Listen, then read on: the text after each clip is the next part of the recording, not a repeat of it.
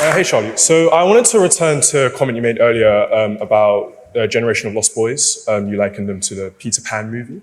Oh, okay. Yeah. So when we're talking about Red Pill media as being a large influence, and I wanted to define that. It's a reference to the Matrix, in which a lot of these media heads talk about unplugging yourself, and it's about waking up to the realization that there is an active attack on masculinity, that men's rights need to be, that men are being oppressed in a way, and that men's rights need to be advocated for. Many people have attributed the Red Pill media to rise in this almost generation of lost boys. I kind of wanted to get your opinion on do you see this generation of lost boys as a failure of, say, masculinity, or are there potential other factors, economic, social factors, such as, the death of the American dream, increasing costs of living in America, increased costs of education? Are there any other reasons as to why this generation? Have you ever watched someone answer a simple question by talking around it instead? Well, that's exactly what you're about to see. In this debate, Charlie Kirk is pressed on toxic masculinity, but instead of giving a direct answer, the conversation takes a surprising turn. Then, an Oxford student steps in, and the crowd's reaction says it all. Before we dive into the full story, comment where you're watching from, and don't forget to like, share, and subscribe so you don't miss the next one. Stick around until the very end, because I'll break down exactly what happened and why this exchange has everyone talking. Now let's get into it. Might exist, or do you basically attribute it to I acknowledge all of that, of course. I mean, one of them, it's a very good faith question, and thank you. In America, we made a stupid decision in the 1970s, 80s, and 90s to shut down our factories in the middle part of the country and basically disenfranchise and deindustrialize tens of millions of working class men and tell them to go move to the cities and learn to code. I said this in the previous Q&A, but I can again, which is that a family used to be able to be supported on a single income of 35 weeks of labor a year. Now it takes upwards of 60 weeks of labor a year. However, given all the economic and social and all those factors, the largest of all of them is the cultural and the educational that has infantilized men and hyper-feminized them in the messaging, in the outreach, and in the treatment. And so I can give you specific examples. In what way has the education system infantilized men? I mean, every possible way, from the hypermedication of young men, from in the core curriculum in America, we learn about toxic masculinity from ages 8 in public schools in California and in New York. We never talk about toxic femininity. Do you agree that there's toxic femininity as well? I mean, I think it's an unfair double standard. Why? Well, how can femininity not be toxic if masculinity can? I'm not saying they can't be. Do we teach kids about toxic femininity in our schools? No, tell me yes or no. I mean, I think that they come from two very different places. I think toxic masculinity comes from a level of misogyny, where I think toxic femininity often comes from a reaction to a misogynistic system, which fundamentally oppresses and systematically oppresses women. And I'm not saying that toxic femininity is a good thing, but I'm saying it's a much more understood and valid reaction to a system of oppression versus toxic masculinity, which oppresses. Okay. So even if I grant you that, are they teaching toxic? Is that term ever been used in a school that you know of? What term? Toxic femininity? No, it's not. Oh, that's weird. So only one sex gets criticized and called toxic. Maybe that creates a backlash. Well, because one is creating a system of oppression. Oh, no, that's your interpretation. No, you can make every excuse under the book that you'd like, but only one chromosome set gets criticized, called that they're terrible and awful, and that women basically need to be go into the corporate world with no reservation, and young men see this pattern in the West and in our country from the authors, from the curriculum, from the music, from the movies, and we see, and of course, again, in the educational system proper, we have seen the infantilization of the young male. And so again, we know the data, you did agree to it, that young men are checking out completely, but we're actually living under a hyper-feminist West that is toxic. What does that mean? Speech police, feelings first, emotion over reason, community over individualism. We're seeing this, and by the way, is it working? Is the West stronger as it's become more feminine in the last 30 years? No. In fact, our morale is weaker. We're more suicidal. Our fertility rates are down. We have lost the balance. We've lost the yin and the yang between the male and the female. We lost what worked, and we have hyper-platformed. Your own prime minister, Boris Johnson, when he was talking at a summit, said we need to actually make things more feminine. Could you imagine if he said we need to make things more masculine?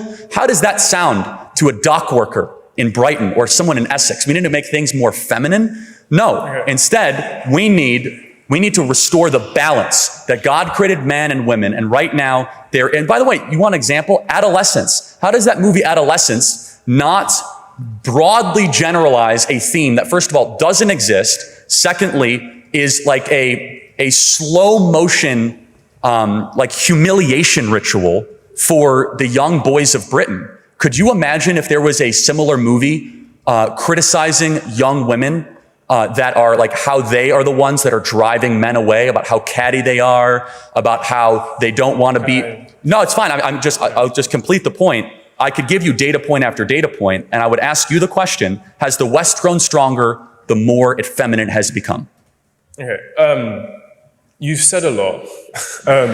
Yes, that's how a Q&A works. You ask the question and I answer, so I am the speaker. You know that's how it works. That's my turn, thank you. Okay, so on your point about adolescence, I don't think adolescence is a generalization. We're not saying that every young boy in the UK is like this. We're not saying every young boy goes through this process. It's an example of what can happen when people fall into this kind of media. I think it's like, and it's more of a story or a warning to what can happen to people that, you know, fall into these bubbles, who don't find the help that they necessarily need, that can turn violent. And like, this is a perfect example of toxic masculinity, in which the boy feels like he's not affirmed in his masculinity and takes that out on women. Like that, we've also then seen, like, within men, like the largest contributor to like men's deaths right now is male suicide. Like, but I would argue that is not a factor of feminization, but instead a factor of masculinity. The idea that men can't be in touch with their feelings. You talked about a feeling first approach being effeminate. So men are simply not allowed to engage with their feelings at all. Like, men not allowed to talk about their feelings. These are large contributors to a massive problem within men's spaces that lead to what is the highest contributor to men's death, suicide. And I think this idea that, you know, men simply go back to work, and if they're economically assured, then suddenly everything is fine. And, you know, men's mental health was never an issue before, like the 90s, or whatever it was, when we used to start affirming men's mental health, I think is an unfair, it's an unfair point to make. And I think it doesn't speak to a lot of issues that a lot of young men face. And I think it's a dishonest way to go about talking about this conversation. Okay, so which part would you like me to respond to? Let's go to the point about male suicide and masculinity not being allowed to affirm. So to your point, if it was true that men have always been miserable, why have the suicide rates gone up?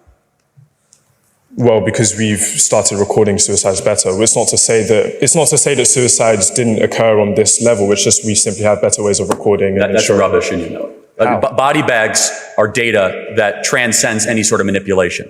A self-inflicted gun wound or being hung, it was not like a mass reporting issue 60 years ago in this country or in the West. It is a material fact because we know it's happening in the Anglosphere. It's happening in Australia, it's happening in America, it's happening all across Europe, that suicide rates of men are going up. Depression is going up. Yes. They are correlated together. It's not a reporting issue. There's something undergirding it. And in fact, just one other thing, your own prime minister endorsed adolescence. He sent out a tweet saying, I was shocked to the core when I watched this film, and everyone should watch it. So that is an endorsement from the top leader, other than, you know, the king of this country, of endorse. I don't even know, may the king endorse that. I mean, an endorsement is not a generalization. Well, hold on. No. He said, I'm troubled to the core of what this could become.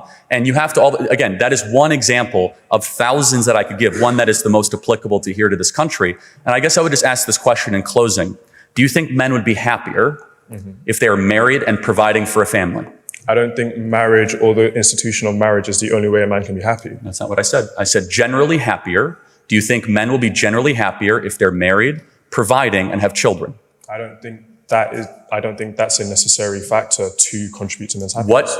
What is your solution to bring about male happiness in the West? Mine is men get married, have children, and provide. What is yours? It's a big question. I think an affirmation of their emotions, their emotional We've states. tried I that. think an openness to allowing men to express themselves in whichever way they want, even if that is in a more effeminate way or a Western, typically effeminate way. I don't think it's about ostracization. I don't think it's about promoting one simple institution of living and disregarding all of those else. Men are free to live single, men are free to be in gay relationships. I don't think that the institution of marriage privileges one to a life of happiness over any other way of living. So, of course, you have the agency to do that. With all due respect, have you been to London the last 10 years? Men can do whatever they want. I live in London. Are they happier? Men can dress how they want. Men can act how they want and go to any club. Has it worked? Yeah, but also we've had austerity. There are other factors outside of simply just Do you see what you're doing, cultural respectfully? factors. You're scrambling for an excuse to get away from the truth that's right in front of you. I mean, maybe men should get married and have children. Okay, but I think because it's worked for 2,000 years. I just think it's a very dishonest way to go about this argument, that there's only one issue. Interesting. Can I challenge you on that, though? Sure. Why is it that the men of much poorer African and Asian countries don't have suicide issues, yet they have no money? How do we know that? Oh, we know, again, by empirical third-party reported data from the UN, from the US State Department, there is not a suicide crisis in sub-Saharan Africa. There's not a suicide crisis in Southeast Asia with young men. So explain to me that phenomenon. They're materially wealthy, they're not materially wealthy, and yet they're harming themselves. So why would you then say it's austerity? Wait, sorry, say that again? Okay, you're looking for another explanation for male unhappiness. Yes. I'm pointing to you to a part of the world that actually does value marriage and does have children, but they have no money. So therefore, how could you say it is a material problem why the men of London, who can dress how they want, go to whatever bar they want, are not happy? Because it's more than one reason. Like, there are multiple factors. It's not even just economic. There's economic, there's social, there's like religious pressures. There's so many, you cannot boil down a societal issue to one. And I acknowledge issue. that, right? I even at the beginning, remember, I'm saying the biggest, the one that has an exponent on it, is that we have a biological urge that God gave us when he designed us, which is to be fruitful and multiply, for men to provide for the family. And when we suppress that, and we say that you can go live whatever lifestyle you would like, as already happens in the West. We have Exhibit A. We have a serious suicide, mental health, anxiety, depression issue. So I would just ask you to think over the next couple of days, months, or years, why is it that men in countries that barely have toilets and do not have 2 pounds to rub together, but they do have kids and they do have a wife, are much happier than someone with a big flat in downtown London? Something to think about. I mean, I think happiness is a difficult idea to conflate in that sense. I mean, No, there are other suicide. duties. They're less likely to kill themselves. Forget all these happiness indexes. If you kill yourself, you're not happy, right? So these poor countries do not have male suicide problems. Why? I do not know. Think about it. Thank you very much. That was definitely an interesting exchange. For me, the Oxford student asked some tough questions, and Charlie Kirk never fully backed up some of his biggest claims with clear evidence or specific sources. In any debate, if you're making a bold statement, viewers naturally expect to know where that information comes from. That's what stood out to me the most. But what do you think? Who won this debate? Let me know in the comments below. If you enjoyed this breakdown, don't forget to like, share, and subscribe. Turn on the notification bell so you never miss a new upload. And thanks so much for watching. I really appreciate your support, and I'll see you in the next one.